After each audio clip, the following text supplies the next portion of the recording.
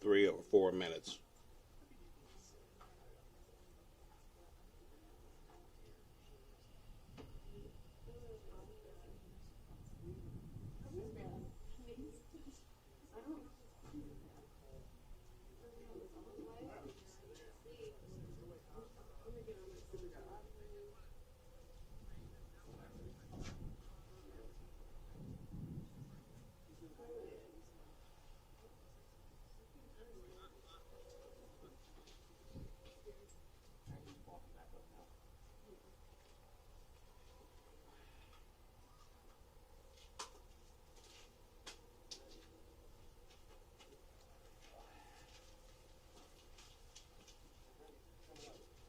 All right. Good afternoon, good evening.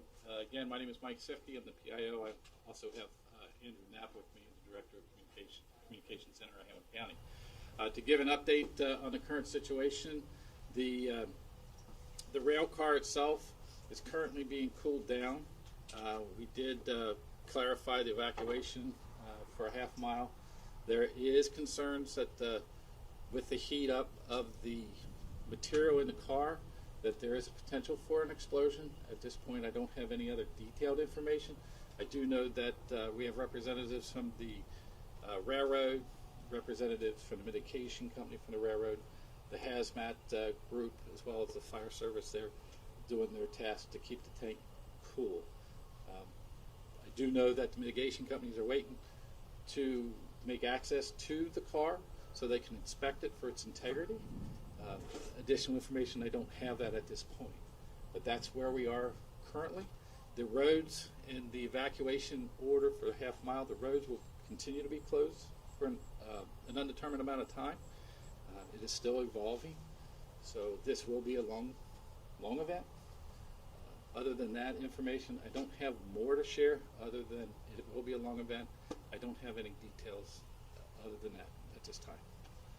Can you tell us about the process of keeping it cool, how that works? Right now, all the crews are doing is applying water to keep the tank and the material cool. That's all I know at this point in time. So that's what they're doing. We're waiting on specialists to come in to provide more guidance. Just to get clarification, when did emergency crews go to the railroad? Like, when were they called over there, and how long did it take them for them to get over there? That I can't answer. I do know that at 12:46 this afternoon, the local fire department was notified that there was an odor in the area, and they responded to the area. With their response, that they went ahead and notified the appropriate authorities to get additional resources and start to mitigate the event. Going off of that, we had reports from some people living in the area saying that they saw EMS or emergency types officials around 10 a.m. and then later around 2 o'clock. Is that connected? I don't know. I don't know. I don't think it was connected because the initial call went out at 12:46. Is there any update on any potential injuries? At this point, I have no reports of any injuries, no civilians or no firefighters. Do you know how many people might still be in that area? At least you say the threat of an explosion exists. How many people might be in that area? Well, if there was an evacuation order initiated, and they should all be out, but I do not have a number if anybody stayed. I don't know. What can people do to protect themselves if they are nervous about being exposed to the styrene? I can't answer to the physical effects other than if you're feeling physical effects and you feel concerned, I would call emergency service, call 911. How would you describe this threat level? I am more concerned knowing what we know now. I don't have all the details. The experts are doing their task right now to determine that, to mitigate it. So other than that, I don't have a whole lot more than before. This 45 minutes turned into an hour, and that came up pretty quick. I'd like to report back in about an hour and a half. We would like to go ahead and put the information out. I believe our partners at the county EMA had put out some press information regarding our next press conference, and I'd like to confer with them and put that out, so we'll share that. I don't know if Director Knapp has anything to add. One other thing that EMA is going to do is they're going to send out another wireless emergency alert into this area, and this time we're going to expand that range just a little bit to about a 2-mile range. So what that means is folks that hadn't gotten the alert before are going to now get this alert message, and the purpose of that is we understand that people, when they evacuate, that they are going to move away. They're going to, in general, go to friends or families and try to get to an area that's safe. and as a result, they're going to get farther away from the incident. The last thing in the world we want them to do is to have a sense of safety and think they can move back in.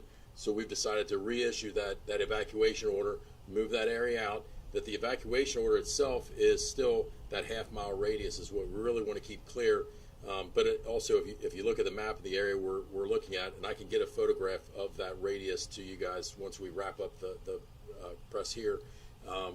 If you look at that, it includes the school. It includes a couple of smaller neighborhoods. I think the larger thing is to tell people, stay indoors, keep your doors and windows closed. Shelter in place is just that. It's shelter in place. The folks that are in the evacuation area, it's the evacuation area. In that half mile, we would like you to be out of the area. So if you need to be out of the area, now's a good time to start, thinking about what that means and how to go, find a friend, a family, someplace else to go and stay. And if we need help with finding shelter for people, we can do that long term.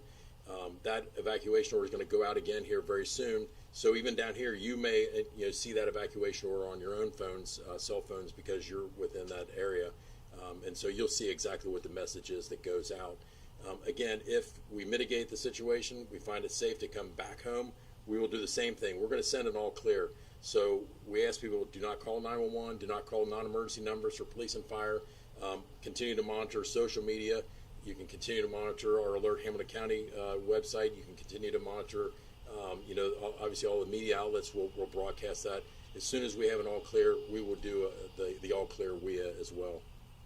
Hey, Mike, you said in the previous news conference that there wasn't a concern for an explosion.